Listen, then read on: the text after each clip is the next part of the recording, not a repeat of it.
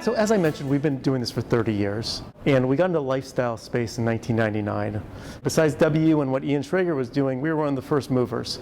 And a lot of these folks who've come since, even the Marriott and Hilton, big players, they finally caught up to what we were doing 20 plus years ago. For us, it's always been about creating energy and creating a destination. And we don't do things small. When we come in with a dream hotel, we like multiple food and beverage outlets. We like to see how to create energy throughout the hotel. And our goal is that a guest stays at our hotel, they don't have to leave. If they're coming for 3 days, they have multiple choices. We want somebody to explore the hotel and find these little interesting day 2, day 3, oh, I didn't realize there was a bar downstairs behind this closet. At Dream downtown New York, we have an Uber VIP room called the Electric Room.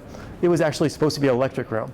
And you have to get there through the alley next to the trash, and people line up, and so we like those surprises. We created one of the hottest hotels in Hollywood, and so the energy level has been fantastic, and really kind of bringing what we have done in New York so successfully and bringing it to Hollywood has been a huge success for us. I think the biggest challenge for us as we kind of expand out of New York and working with partners around the world is what we do is so unique.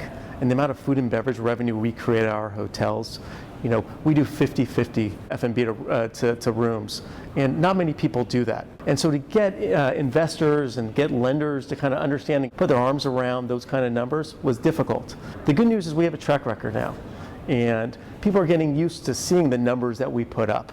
And that Dream downtown New York, went from 30 million in F&B 7 years ago, and we're at 38 million today. They said, that's only going to last a year or two. Well, you know what? It keeps increasing every year. We have the benefit of being one of the last men standing.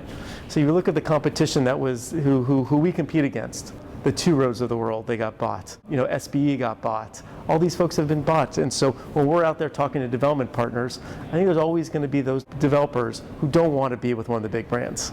And the fact that we're one of the only few left is really an advantage for us. And so we've never been busier. We've been doing this for 30 years, and I think the goal is to do it for another 30 years, 40 years, beyond. I think we like our independence right now. We actually have 2 hotels open right now over in Thailand, one in Bangkok and one in Phuket. And we've signed our first hotel in mainland Europe for our Unscripted brand, doing a very cool lifestyle eco-resort on the border of France and Belgium. We did a deal with Prince Edward of Belgium, and as he pointed out, it's on his land. His family's owned for over 700 years. It's 3 phases. The first phase is 144 of these freestanding eco-lodges, but food and beverage and energy and bringing in electric music festivals on the weekends and having different activities all within the lifestyle space is kind of why he came to us.